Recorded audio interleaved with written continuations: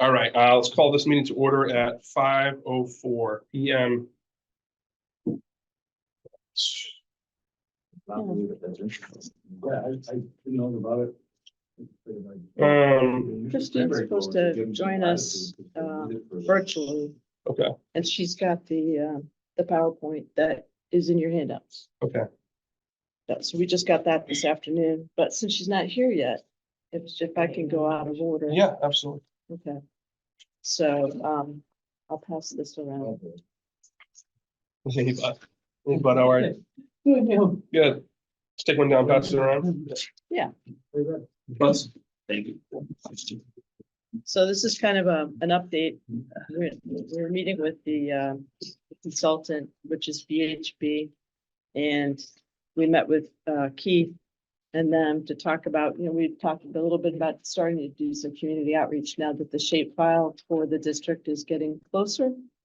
And I have a couple of meetings set up with those business owners to go over their district. So I was hoping to do it last week, but everybody was on vacation because it's school vacation week. So I'll be sitting down with them this week. And we've shaved the district down to just under 1,000 units capacity. And we have one or two more edits to go, but she's going to walk you through those edits that we made. And so this is the kind of the schedule that has a lot more definition now that we're to that point. And here we are in February at the task force meeting on the 26th. And then on the 27th, I'm not going to be at the selectmen's meeting, but the Second Horizon team is going to come and for about a minute and a half, say hi with the Second Horizon team. Tomorrow night's meeting. Yeah, and that's all that's going to happen. And then in March, we're going to try and do one planning board meeting and also another monthly meeting with this group. And also do an interview. And I don't know if anyone wants to participate in that with the town administrator on his television show on PAC TV, Town of Kingston News.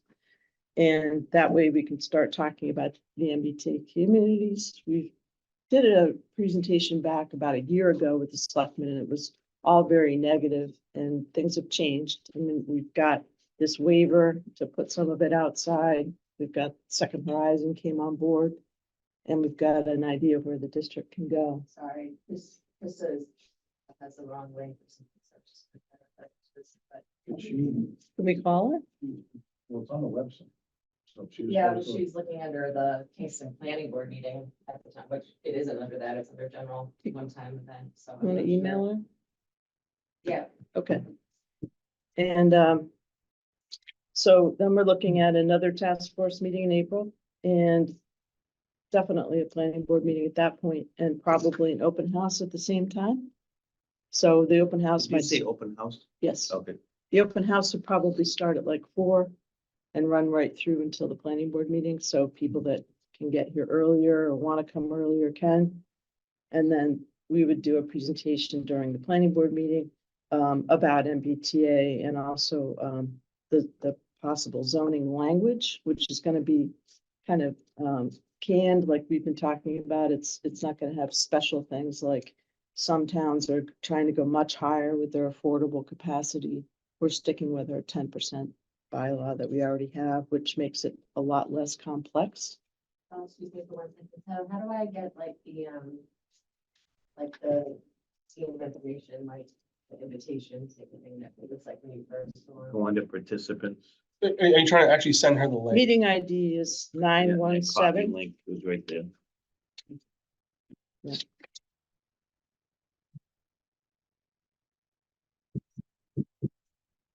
Or I could read this to you. Yeah, this is, you could also just give the meeting ID is easy too. Meeting ID is 917. I don't think that's the right one. Oh. That's the problem, unfortunately. I don't know why. So the link is the correct one, but No, I don't know what's on the agenda clearly isn't that. let's go 1 second. So, Okay. You know, for this, the meeting number and then the password. And from talking with them all, Second Horizon, they're looking at really hard this month on their master plan. they're here for a lot of meetings tomorrow that have nothing to do with the town, but has a lot to do with their planning.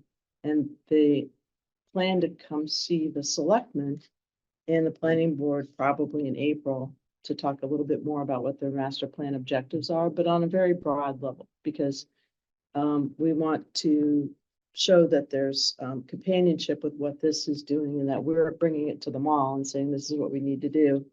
And it works with what they want to do, which is not to build housing on the whole site, but just that they want to be able to put in some more housing in order to make it viable, like they did at Hanover, like they're doing in a lot of other malls, including Mashpee. They're going to expand their condos to go with their whole setup as well.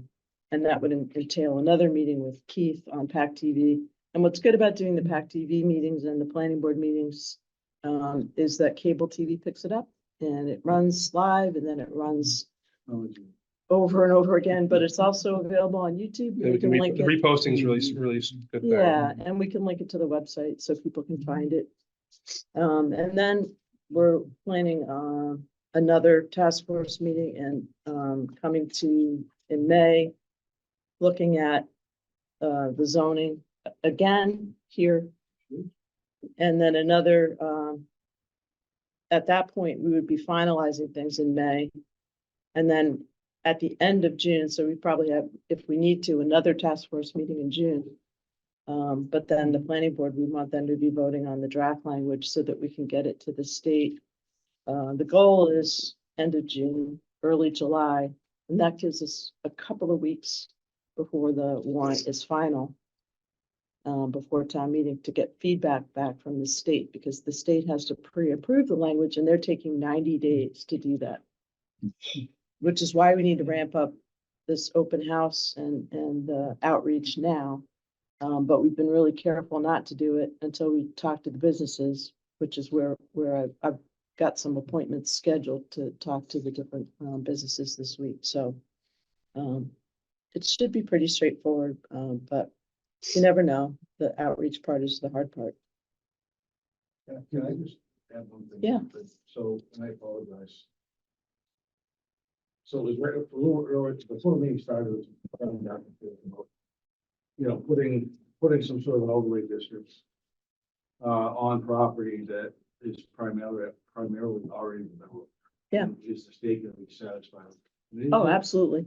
So is there a way, just to try to satisfy a concern, and it may be a concern of a business before you start visiting it, but is there a way we can get something from the Commonwealth that says that, you know, that the proposed overlay district, the MBTA zone,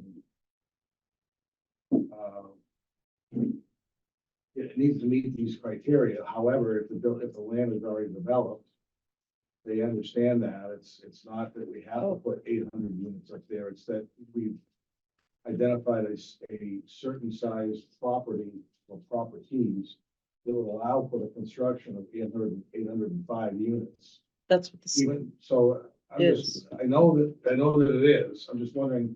So if you walk up to a business and they say, well, what's going to happen with my current business? They're going to make you very Nothing. happy. So if we had something from the state that says that, it might be more reassuring. it doesn't, I don't think the state's gonna provide that. What they do say is it's not, you don't have to build it. Understood. And It's I- already says that right on the websites and everything, Yeah, and most of the proposals Almost all of everyone, everyone except. or for- on developed property. Yeah, Okay, I guess what I was trying to do is my only time I've been here, so I apologize. for Yeah. taking my nose in the 11th hour, but. I can It was- ask It was and, concerned by one of your committee members. It may be a concern of a business. So Of course. Let's just ask yeah. if we had something that said that, you know, once you approve it, next year we're gonna come back and ask you to build something. well, no, it's not town property. It's, Understood. yeah, but I can't make the state say that No, they'll that's never right. make us. I'm not asking you to do that. we Okay, can that's what we came can up take a last screenshot of what the website says before they change it. That's fine. Yeah. I'm just trying That's not a bad thing. Anything from the state Timestamp doesn't it. have any, Be a concern. That's all. If we can- if we Yeah, I can- if we agree. can't, we can't. That's all. I don't think it's something that we're gonna get.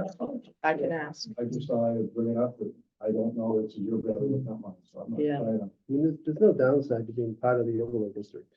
There's no, it doesn't There's no affect doubt- anyone. yeah, there's no downside to it. They're still have their effective zoning and their allowed uses and That's it fine. doesn't require anything. I just, like I said, I just thought I'd bring it up. Yeah. So let's We can unpack ask. that a little bit and let's go back in time.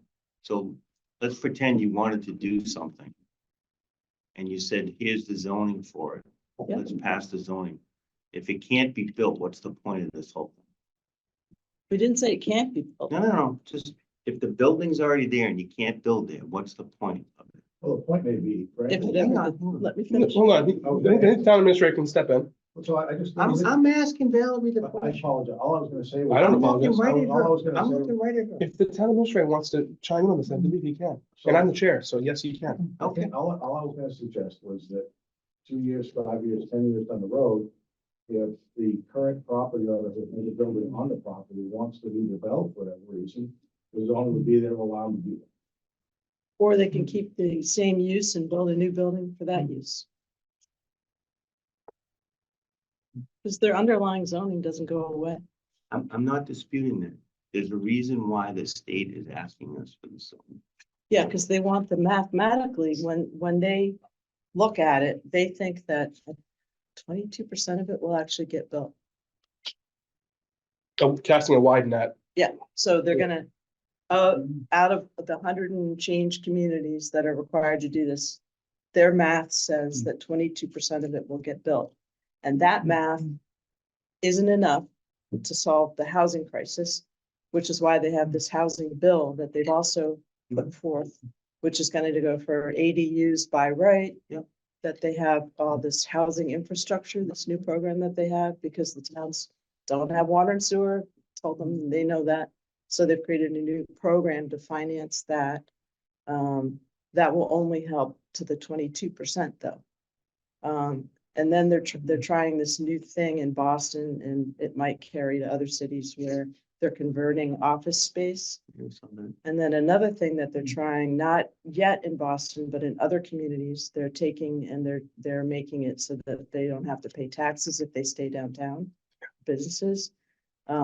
So maybe they can, one of the campuses came forward this week with a proposal to build more college dorms.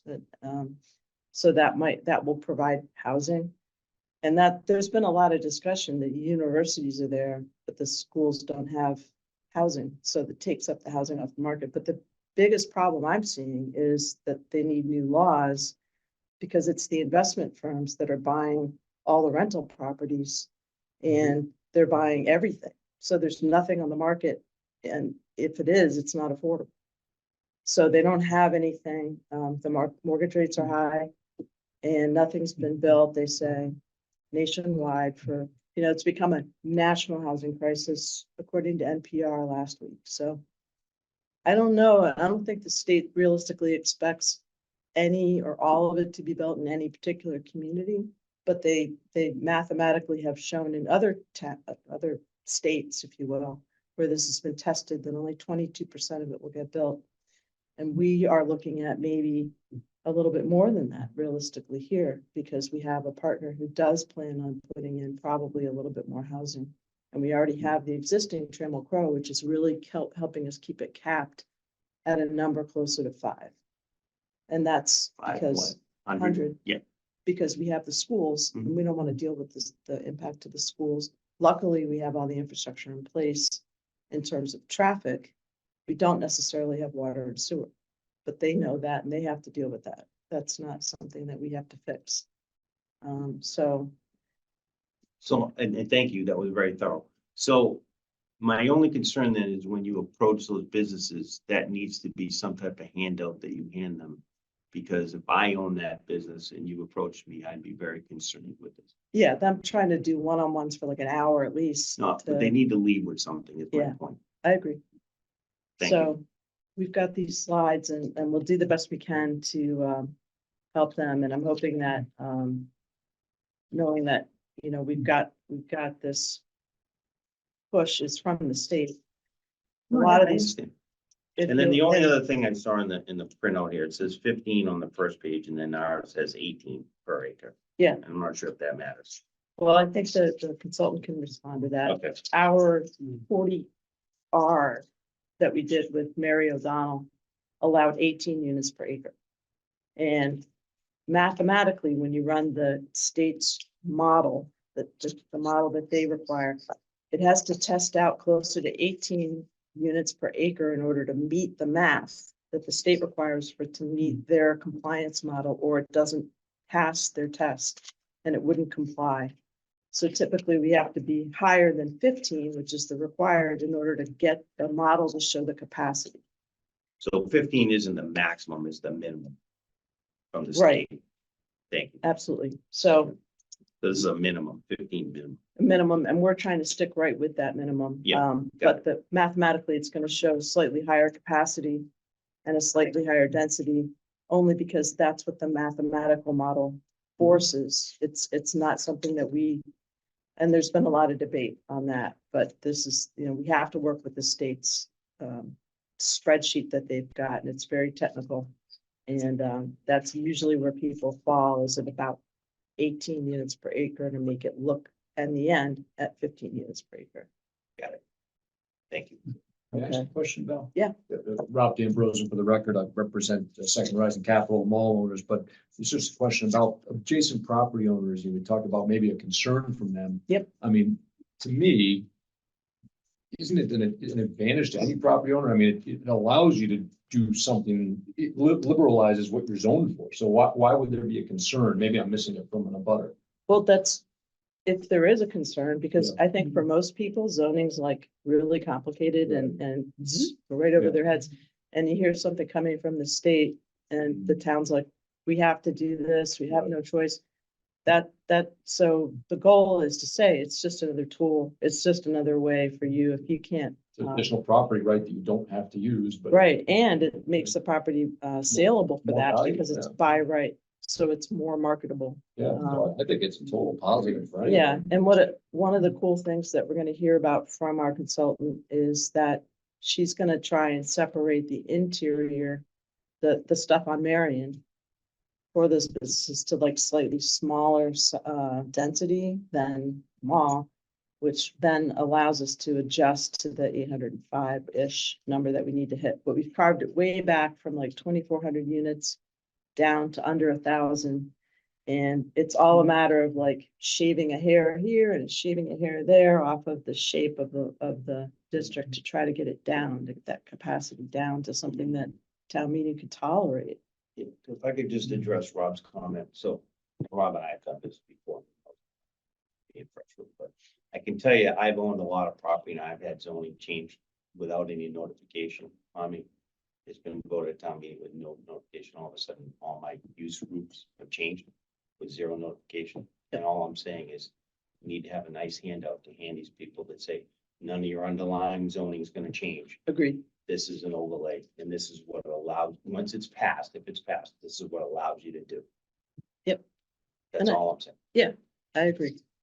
And that way they have it to refer to, and when they think of a question, they can go back to that, call me, and it has the number right there. Or you, if they feel more comfortable with members of the No, commission, but again, yeah, I'm not pretending I know the, all I'm telling is I've been on the other side of this. so thank you. That's all good. Does anybody have any questions on the timing? Or what we might do? I think, in terms of an outreach meeting, we'll have pictures, we'll have information boards, and sitting around casually, letting people just walk around and ask questions and get comfortable with it. And we'll have information on the website, I think, as soon as I've met with those businesses, but not before. Yeah, I think the one thing, I mean, we've just seen with Milton and now coming up with Yeah, they voted it down. one of the other towns with a W, Rentham, something like that. But, Watertown? it wasn't Watertown. Anyways, they're considering not adopting it. They're talking about it, but obviously we saw what happened with Milton. So I think, and from a little bit of research, it seemed like there was a lack of understanding from the public. I mean, granted, there's a reason to fight these things. And then for us, there's a reason where we've been potentially, put in a pretty decent position to have it in the right area, right? If you believe in that, if that's your, which I do, I believe that we're actually very fortunate to have the district in the area we have, because it's kind of set up for it as it is, and so like that, but I think that, as you've seen in Milton, obviously the stakes are very high. They cut The seawall money back. they took seawall money back right away. And exactly what you're doing. I mean, I think I'm just reiterating and exactly what we have to do, I think, to our committees and boards and commissions is the educational part and the questioning part and the making sure things in line part, because when we go to fall town meeting, if that thing falls through, it's a very, very dangerous position to be in. Just like I had real quick to that, what I've asked from the department heads, a month or so ago, as department heads was, here are the state revenues that we're looking to eliminate if we don't pass these. How is it, give me some real numbers and things. What have we received from these revenues that we would potentially have to forfeit moving forward? So we're in the process of gathering up what those are, because I think it's important that, it's, again, I think people should know what the number is rather than just, it could be all these different grants. Some of them, aren't ever going to get. Some of them we see now. We'd lose, there's one of them, we'd lose 374 right now. So I just want to feel it's not that again for. When you could lose some year from now, 2 years from now, they don't know about, right? Yeah. So I just don't, again, I think, I don't, my feeling is if I can paint a picture with facts and that rather than imagination, it's just good to build the pride that we have. And again, not really sure where it may go, but we know where we are now. Yeah, by no means we want to be the boogeymen for the state, because if anything, if we were in the position to fight, if we were in a position where we didn't have a system that seemed like it was going to work, which obviously Val and the team is put together, plus the fact that we have a viable area that looks like it could satisfy the state and also help our town. If we had to fight, that's a total ball game. And I guess moving forward, and we're still in the middle of figuring this whole thing out, but as this thing moves forward and it looks like this is potentially the proper situation to go in, there's still going to be a lot of people, because I'm one of those people that would normally want to fight it as well and say, no, you know what, Commonwealth of Massachusetts, no. But if we can satisfy the Commonwealth and also educate, the populace to make sure that this is the best thing moving forward, pending it is the best thing moving forward, we're gonna have to make sure that we do our homework on that side of things and really push, because as we saw in Milton, things went very poorly. Yes. Wasn't part of that because they initially proposed much more housing than the state had requested? I don't know. I think that was part of it, and I was hoping that they was trying to scale it back. So the fact that we're scaling it down to where the state originally asked us is a good thing, I think, so. Yeah, and that was something that was in the first reaction that Bud made a clear point of, and so did Keith, early on, and Tyler, that we really needed to get that number down. Yeah. It's a lot of rework for the consultant, but it's really important in order to get it to something that we think town meeting can pass. Yeah. And that's more important than, okay, we ran out of money, we'll just have to pick up ourselves by the bootstraps, and luckily the mall's there to help us with some of that as we move forward. But we could, if there's no more questions on like this outline, I know Krista's got this PowerPoint she could walk us through if you want That's to do great. that. Yeah, Krista, do you want to take us through your outline here? Absolutely. Can you guys hear me okay? We can, thank you. Great. And you're seeing the PowerPoint on the screen, right? We're seeing the opening page with the Okay. the train crossing.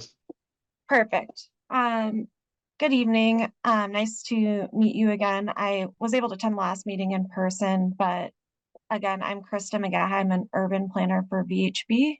So we've been working with Valerie to define the MBTA Communities Overlay Zoning District. So it looks like you have PowerPoints printed out, but the presentation tonight is going through kind of the evolution of how we've changed the district since the last time we met last month.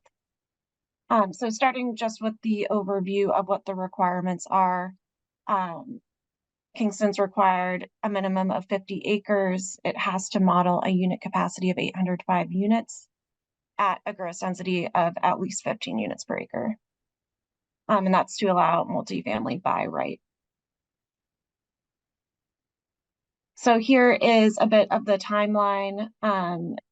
We are here on the 26th, and next month we will work on getting the draft language, zoning language prepared, and start on conducting more outreach. And shooting for the October town meeting. Okay, so here is the most recent district profile that we have. On the map that's shown in blue. So currently what's shown in blue is what's proposed right now, the most recent version. That pink outline is the first version that we showed to you all last month. So you can see how far it's come since last month's meeting. Currently, the district that we have is 57.3 acres, meeting that 50-acre minimum. It consists of 8 separate parcels, and it has the required 20 acres within the half-mile station area. It includes the mall area, but does exclude Macy's and Target's parking area as well. And then we have the various commercial and industrial properties along Marion Drive included in this. And these two slides are just giving some context of what the underlying zoning is. So it's mostly commercial with a bit of industrial park and industrial. And there is also the zone 2, the mixed use redevelopment overlay, which is how the existing apartments were able to be permitted. And the zone 2 also has a NEPA restricted area as well.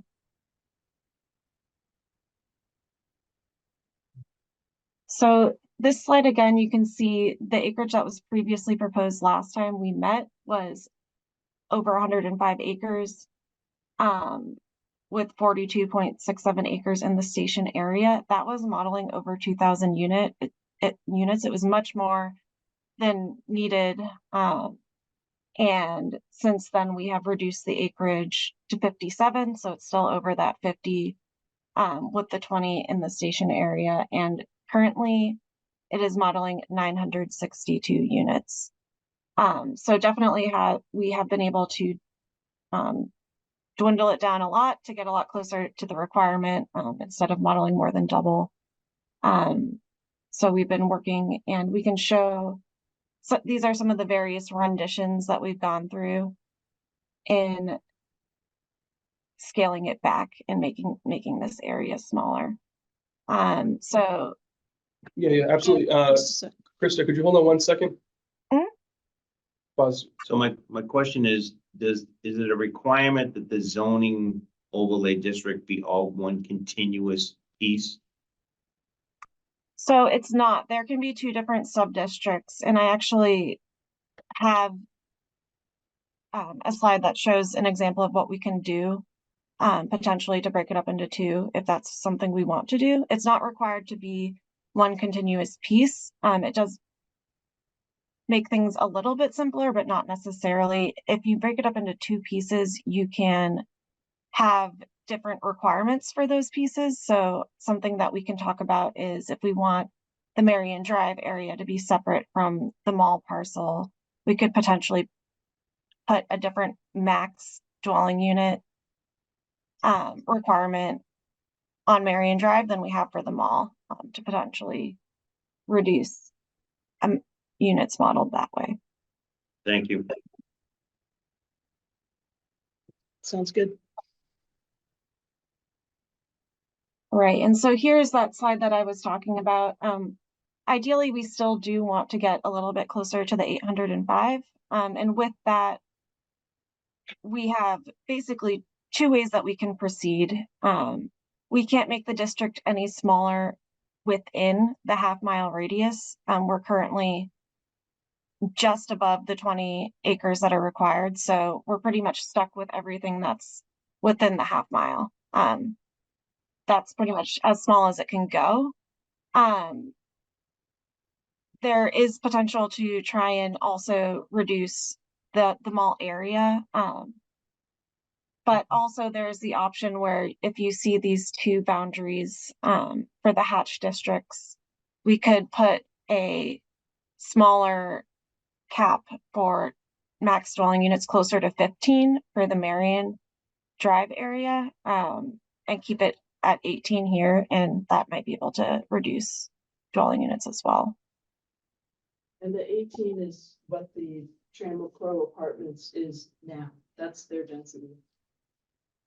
Just for relative sake, that's, if you take their whole parking lot with the building, it's 18 units per acre. So it's consistent with what's there, and that might be easier to take in. So we do have a weird slope in there, and it might be more understandable to the town meeting member that that's what we want to do if we did the two separate districts. But I think we're looking for feedback from this group before we take the next step in terms of the work that VHB is going to do. It doesn't change the people that I'm going to meet with. It's the same people. What do you guys think? I think it's a big improvement over last time. Just a quick question. So I think people are gonna be concerned, I think. Can we have something in the zoning that would identify the maximum number of units at the end of the spot? Yes. So it doesn't matter if it's 50 or 60 acres, as long as the maximum amount of units is identified as 805. My concern was 57 acres, that could be 1,000. Is it gonna be 1,000? Are we allowing potentially for 1,000 units? But No, we zoning just says have no, to, perfect, as long as it says, okay, 805. mathematically, we have to show that it's can be built. Because they don't want towns, sneaking in a big swamp or something and saying, well, we met your, That's fine. My Yeah. concern was it can be built right now at 1,000 units. but the And zoning, my fear was. that's only a map though, and that Understood. there's verbal stuff that's gonna go with it. And that's perfect, as long as that 805 is clear, I think that's gonna help people be willing to have a larger amount of land than 50 acres, that's my concern. Is there any possibility of any additional unit being built opposite the T parking facility towards the elementary school? You mean the 40B? And is that included within the 805? It's not included in the 805. It's also doesn't have water or sewer. And they haven't demonstrated how they would ever get water or sewer for what they're proposing. It's zoned industrial, so unless it's a 40B, they can't put any residential there. But I can't say for certain that they'd never get a 40B approved. Because that's state exempts all of our local zoning. It would exempt this zoning as well. But commercial and industrial doesn't allow residential. So you won't see it anywhere else, unless the mall comes and says, we need a little bit more and we're gonna have to negotiate a special permit or a zoning change for that. That would be in a later decision. The reason I'm asking is discussions about 180 units of 40B. Yeah, but they also have 60 feet of fill and a 60-foot high retaining wall right next to a house. And I find that a little bit difficult to prove out. Understand that, but it's out there. Yeah. Are people going to be asking, residents going to be asking, is that going to be included as part of the total number of units? No. What is counting is what Trammell Crow has already built. No. Yeah.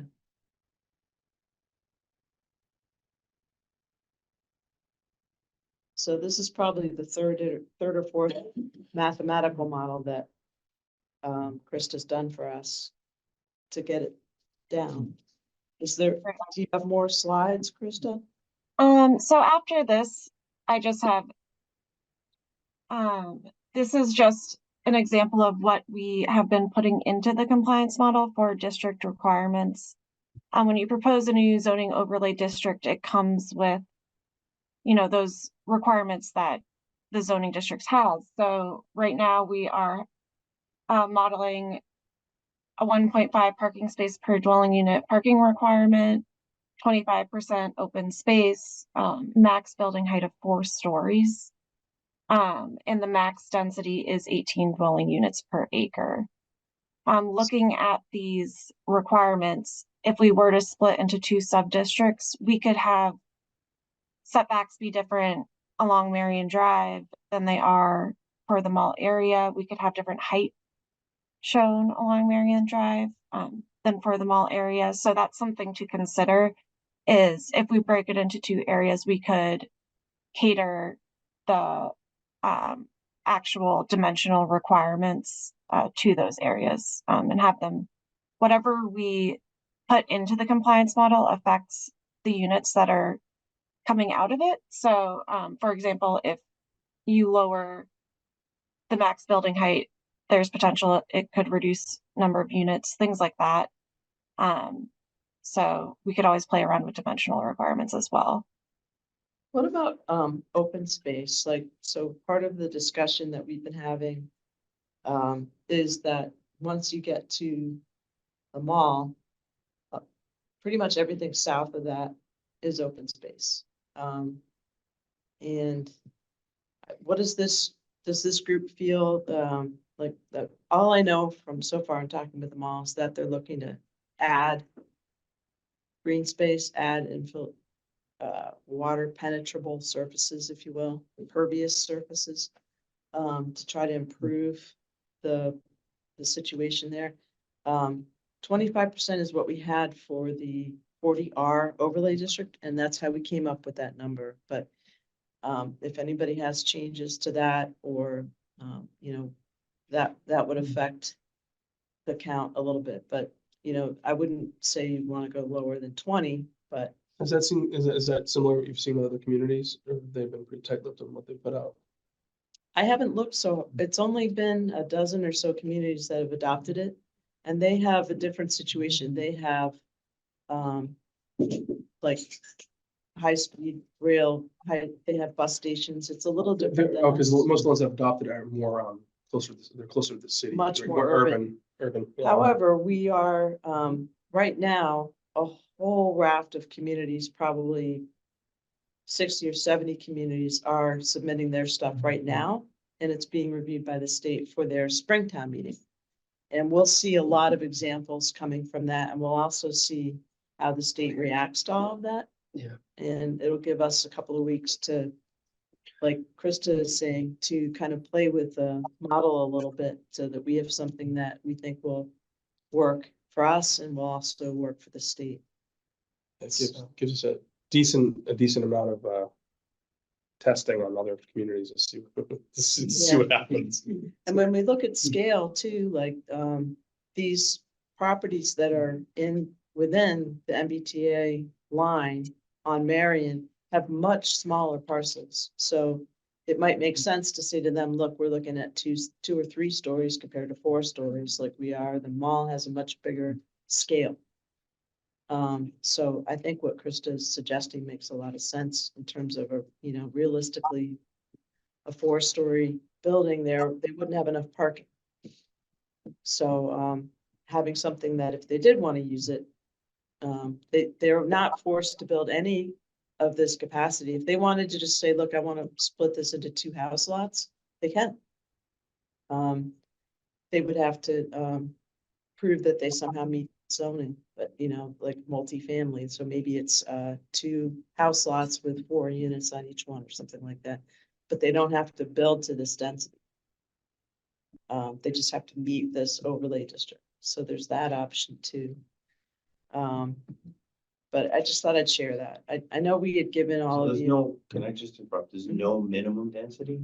We can put a maximum, but there's no minimum requirement? What's built doesn't have to match the zoning in terms of I'm the saying density. for new, that example you saying if someone to build something new, they can go lower than the 15. Yes, they can.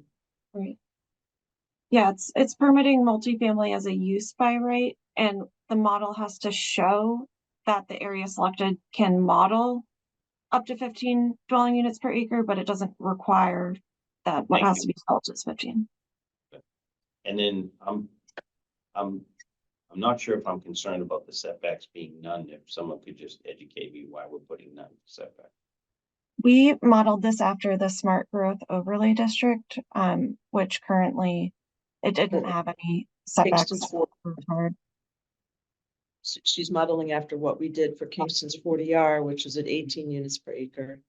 And we didn't have any setbacks in that. So we used that as a reference because it's similar in density and similar housing that had already been vetted by the community and approved by town meeting. But we can add setbacks. No, I'm just asking the question. Yeah. Again, I didn't know if I had a concern or not. And then my last question is the 25% minimum open space is already built into this calculation of 805. It is. Thank you. So could you could have a different density, if I understood correctly, near what is now Kingston Collection, and lesser density out towards Marion Drive? Whatever gets built at the mall could be 3 two-family residences. It can be, what we're saying is the density that we allow can be a little bit less intensive in terms of the height and the amount of building that would take up on the lot on Marion Drive. I'm thinking Marion Drive seems like it would be more appropriate to have lesser. Agreed.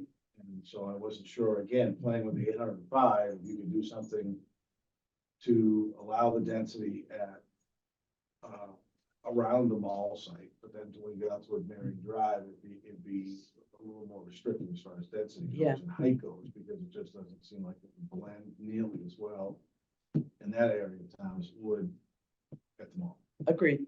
So I think we're all on the same page on that. So I think we're saying that we like the idea of the 2 districts, is what I'm hearing. And that's a good way to go. And that if you can work that model, Krista, that would be great. Absolutely. So I can test it with the mall site being 18, and this could be 16. I don't know what you were thinking. We could also do 3 stories for this one instead of 4. I for think that's Marion good. Drive. 3 stories and, you know, if we can, however low we can go to still comply, Okay, Marion Drive, if that's 15 or 15 and a half, or it's 16, that's you know, whatever we have to work with. And then if we are up at 18 at the mall, it should work out testing wise. right. Yeah. Adding more restrictions to the Marion Drive area should only serve to lower what it's modeling. So hopefully we'll get closer to the 805 than we are right now, which is 962. So adding more restrictions Yeah. should hopefully lower the modeled units. And then I think, you know, the safest place to cut, if we still have to trim, is, you might not be able to see me, but I'm going up because it's a little bit harder to see on this graphic, is the Trammell Crow parking. Quite honestly, because we know the mall's not using that in its calculations, and it's, we know we can trim that safely without affecting any of their master planning. As far as I know. We have been sharing this and they're on with us. The architect, Mark Massey, for the mall, says we've been sharing the very latest iterations of the shapefiles because I'm the one saying, maybe we can draw a line through Macy's and draw a line over here and get it down a little bit more. And I think what I'm trying to do is safely get this down to 805 without messing up what the mall needs to do to make that a destination Kingston's proud of. So I'm really glad to have Rob and Mark here. And is there someone else here from the mall too? Yeah, Todd, thank you for coming. And Thank do you you guys guys for have having any? us today.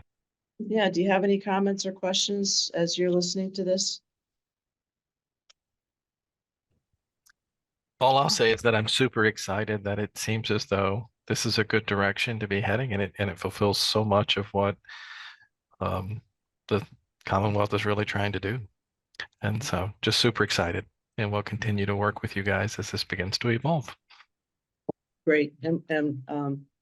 We're excited that your team's going to be in town tomorrow and to make a hello, take the hats off and a salute to the selectmen. We're not going to be talking about the MBTA zoning district yet with the selectmen, but just so that more than just this group knows who they are. Is it open forum or are they on the agenda? No. Okay, it's just open forum. Okay. They're just going to stop in and say, Okay, hey, great. Oh, awesome. Looking forward to seeing you. Yeah, yeah. that's great. So we're excited and hopefully we'll get to say hello.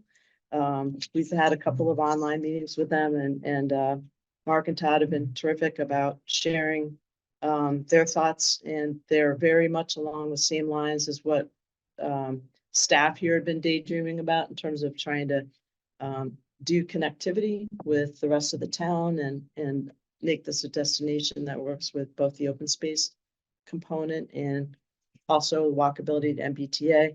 One of the things we know we'd want to do as a community is get grant money to like fix up the sidewalks in the street on Marion and Gallen, and working with them. We can probably apply for some of the money that we're want to be eligible for in order to do those things, working with the mall in the future. So it's an exciting opportunity to get to clean up our infrastructure, if you will, and also make the town of Kingston a more viable place to come, land, live, play, work. And that's a good thing. So it's, you know, if we can make lemonade out of this lemon that we got from the state, that's terrific, you know? So does anybody else have we missed anything? Is there anything else we need to cover tonight? We'll want to schedule the next meeting. We've got your minutes in there. But you've given us some good marching orders tonight. Is it possible, Val, to work on the density stuff?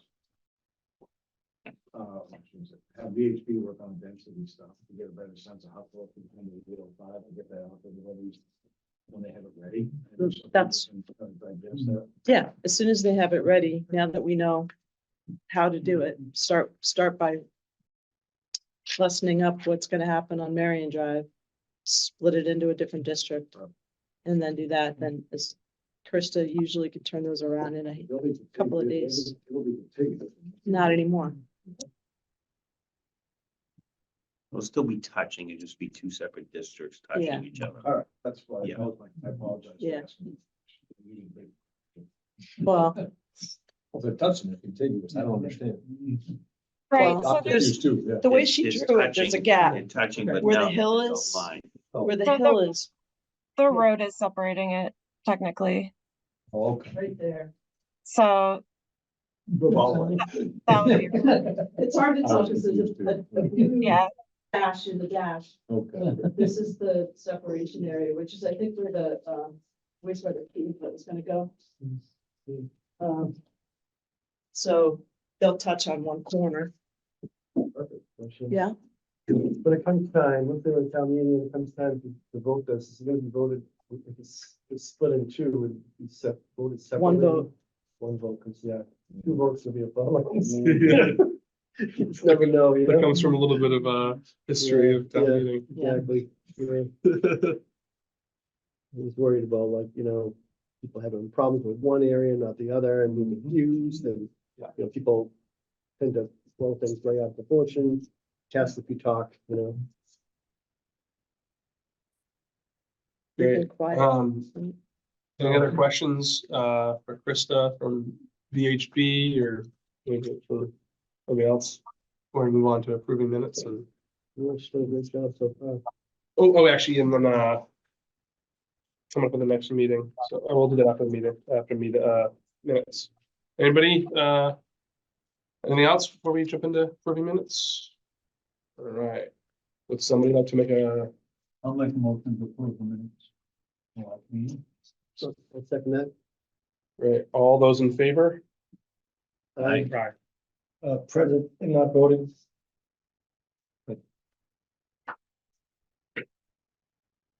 Right, and then next meeting, so Yeah, we've been it's the end doing of February now. Mondays at 5.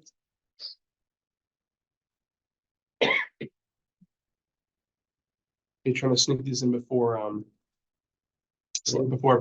board planning? It just happens to be that Mondays at 5 is like the only time that everybody seems to have a good fit of Mhm. having a meeting, and we want to make sure it's easy for everyone. No, yeah, absolutely. Yeah. I didn't know if you wanted to try to follow the, like the last planning board meeting of of March or something like that. Oh, yeah, I mean, we could if it was like the 25th or 18th. The planning board's gonna meet on the 11th and the 25th. Try to do 25th, a month from now. Works for me. Which for you? How about everybody else? Is that pretty good? Okay. Nothing else matters. Oh, March wait, I'm 25th gonna be in a room. At 5 o'clock. Yeah, no kidding.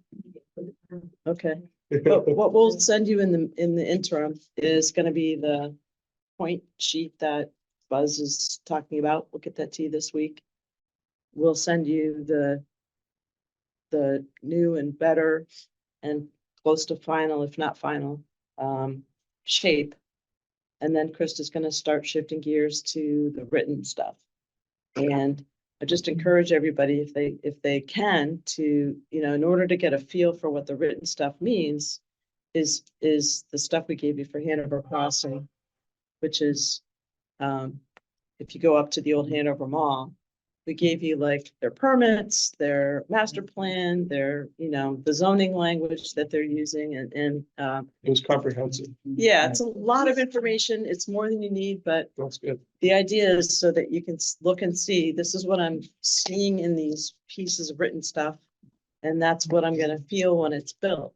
And if there's anything I can do to help with that, we'll get really good visuals from both the mall. And one of the things that happened last week is the mall and VHB met and they shared graphics and information like that. So what we're gonna start having next month is 3D visual renderings of what we're talking about, which I think will help everybody.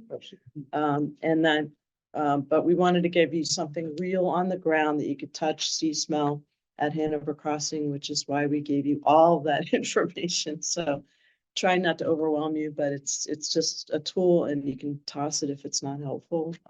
That's the idea. So thank you.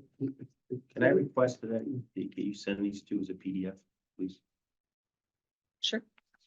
And what too? The Hanover Crossing and the Mashpee Commons, please. Thank you. They will also have their own websites, just in case anybody wants. Thanks, Aaron. Is this only gonna have design standards like the 40B did? No, No, okay, and the reason is that we're building those into the model okay. and it gets really hard. Nobody's doing that because getting the state to figure out whether your design standards are messing up the compliance model. No one wants to mess with that. Well, the state doesn't even know what they want. Right. So what, by right, what say would we have on what these things finally look like? But the planning board's gonna have site plan approval. And what we're gonna do is build in some design review type stuff going into these zoning, the by right zoning. Yeah, So we're okay. gonna build those, we'll talk about those steps starting next month, Okay. okay? All right. All cedar shingles. Yeah, but we can't like stipulate like we did on the 40R, Yeah. the design guidelines, because those actually, when you start playing with those are based on a form-based code. Yeah. Which is based on where things are and how they're shaped in terms of the lot and not based on 4-yard setback, 3-foot high, whatever. It's based on, okay, if I'm in this district, I'm gonna look kind of like this when I'm built. It's form-based. Yeah. So it could have been a house, it could have been a business, it could have been a storefront. It's gonna look and feel the same massing. And that form-based code, only one community is trying it as a test with the state. The state didn't offer a model that does form-based code. So we're stuck with conventional zoning, and I think it's a safe bet rather than trying to confuse things by trying to add complexity to it. We want to keep it passable so that we don't get into a more sticky situation with the state. Mhm. Awesome. Somewhat concerned that there are a number of percentage of residents in Kingston who love the fact that we do not have the ability to supply water at present time. Hopefully that changes in the near future. I think it will be the tax bills. Um, My concern is that there's that percentage that's gonna vote against anything that's gonna increase density or bring more people in. How do we make sure that whatever we're proposing for the overlay zone sort of takes that portion of the equation out of the Well, discussion? I think one easy way to do it is we're capped at what we have. The mall is capped at what they have. And until we know when the moratoriums are gonna end, we don't have any idea when that's gonna be. But it's already impacting our potential revenue as a community. And I think that the main thing we need to remember is we need to get the vote out. We need 51% for this. So we need to encourage friends, relatives, residents to come out and vote. So that we can keep getting these grants. One example we got from, you're talking for the boat ramp. And then there's like $1 million we've gotten for open space acquisitions. And then there's another $6 million that we got to retrofit the wastewater treatment plant, but also to add the high pressure line to service Lowe's and Amazon, things that do bring us revenue without kids, and can't say that publicly. But the idea is that we want to redevelop, and that's what we've got left in Kingston is redevelopment and doing it in a way that's going to help us in the future, because we're pretty much built out. So being scared of new subdivisions and things like that, I don't know if everybody realizes that. We're pretty much built out. The bigger properties that are left have very large wetlands on them, or they're landlocked by streams. And there's really not much left. So we need to look at redevelopment and think about what that's going to look like for the town. And that's something that we're trying to do from the planning board perspective. And hopefully that will help people understand that they have a voice in that as we move forward. If that's a helpful answer, I don't know if it is. And I think we obviously have, this is why we're doing this. We have a lot more to figure out still, but I've gotten a lot of calls and comments since Milton. And I guess my quick sense to them has been, kind of a little bit what I said before, but to shorten up is really, we may have gotten lucky as a town. You know what I mean? We may have gotten lucky, and that's kind of, because there's a lot of people that are just ready to say, let's fight against the state, let's join up with everybody, let's go for it. But unfortunately, there isn't that right now.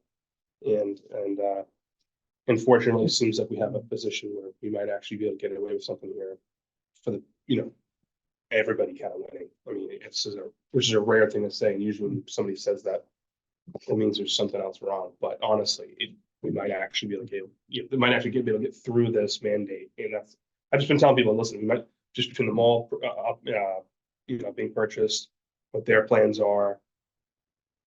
I'm trying to tell people that there's a team of people working on it. There's Val and her team working on it. But this town meeting is going to be a wild time for this one. Yeah. It's going to be a wild time. Well, about 6 o'clock. Yep.